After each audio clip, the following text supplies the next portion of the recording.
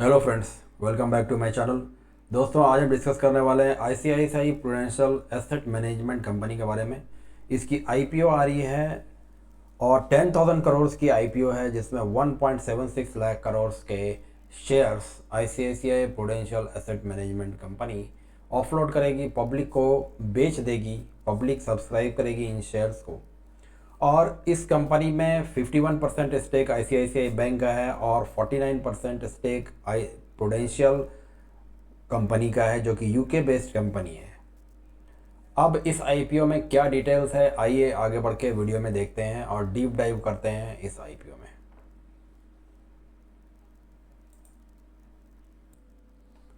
ICICI AMC 7th listed AMC बनने वाली है और बाकी 6 जो ऑलरेडी लिस्ट हो चुके हैं वो कंपनीज हैं HDFC AMC, UTI AMC, Aditya Birla Sun Life AMC, Shriram AMC, Nippon life India AMC और कैनरा रोबेको एएमसी।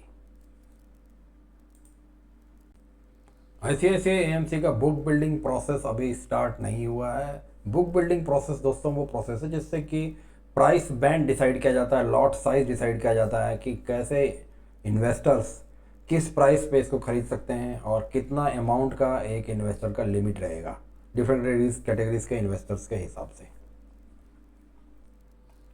आइए हम देखते हैं कि ICICI prudential asset management company के फाइनेंशियल्स कैसे हैं। यहाँ मैं आपके साथ स्क्रीन पे ये फाइनेंशियल डिटेल्स शेयर कर रहा हूँ दोस्तों। देखिए कि कैसे 2023 का जो डेटा हमारे पास है 23, 24, 25, ये डेटा रेड हेरिंग प्रोस्पेक्टस में आईसीआईसीआई प्रूडेंशियल ने शेयर किया है सेबी के साथ। ये पब्लिकली अवेलेबल डेटा है। 23 से 25 तक एवरी ईयर ऑलमोस्ट 32% का इंक्रीमेंट हमें रेवेन्यू में देखने के लिए मिल रहा है। साथ ही जो कोर बिजनेस है इसका, उसी से मेजर पैसे इसको आ रहे हैं। यानी कि कोर बिजनेस क्या है एसेट मैनेजमेंट कंपनी का? Mutual fund, alternate investment fund, PMS, advisory services, ये सारे इसके कोर बिजनेस हैं।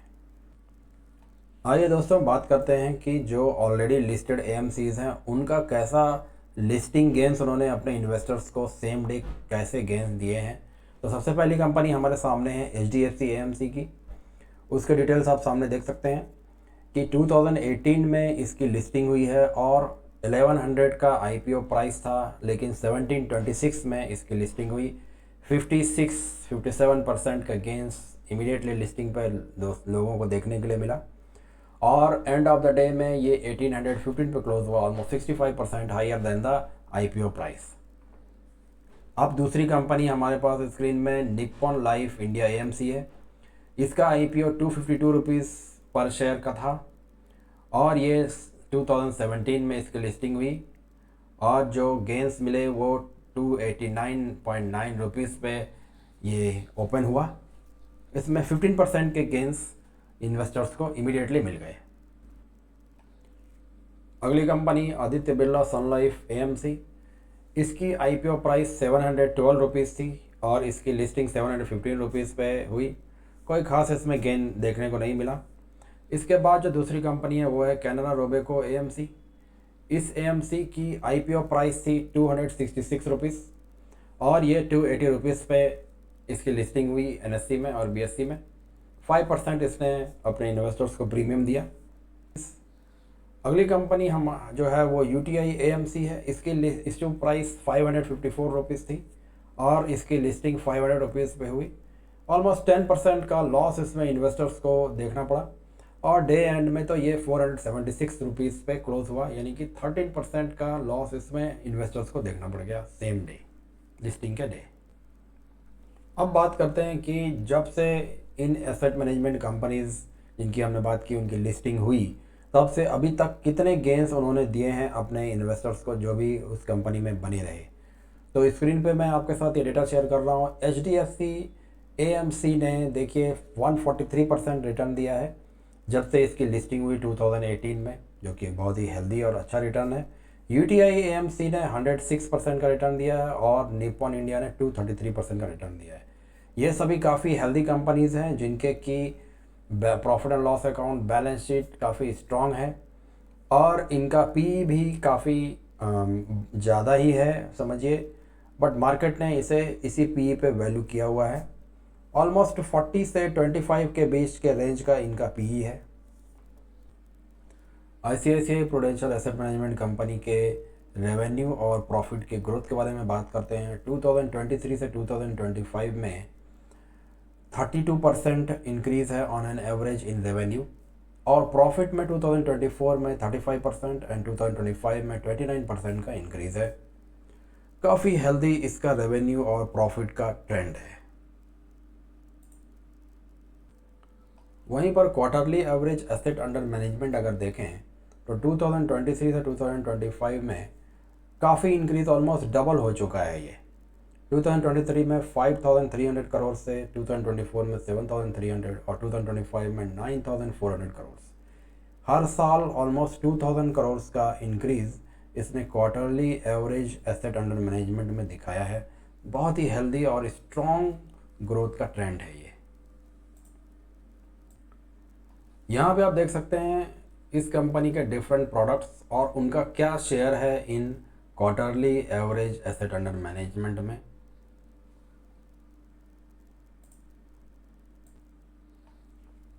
यहाँ पर हम देख सकते हैं कि जो मेजर एएमसीज, लिस्टेड एएमसीज अभी मार्केट में अवेलेबल हैं, उनके साथ अगर हम कंपनी को यानी कि आईसीआईसीआई प्रू एएमसी को कंपेयर करें तो कैसा स्टैंड आउट करता है आईसीआईसीआई एएमसी। आप देख सकते हैं रेवेन्यू फ्रॉम ऑपरेशंस, ये जुलाई 2025 का डेटा है दोस्तों। रेवेन्यू फ्रॉम ऑपरेशंस में ऑलमोस्ट 50,000 करोड़ का रेवेन्यू आईसीआईसीआई प्रू ने दिखाया है, और उसी समय में एचडीएफसी ने 35,000, निप्पॉन ने 22,000, यूटीआई ने 18,000 और आदित्य बिरला सन लाइफ ने 17,000 करोड़ का रेवेन्यू फ्रॉम ऑपरेशंस दिखाया हुआ है। यहीं पे अगर हम देखें तो ईपीएस का भी डेटा यहाँ पे अवेलेबल है हमारे सामने, और अर्निंग्स पर शेयर में सबसे ऊपर आईसीआईसीआई प्रू है जो कि 150 के ईपीएस के साथ है। सेकंड नंबर पे एचडीएफसी का है 115 ईपीएस।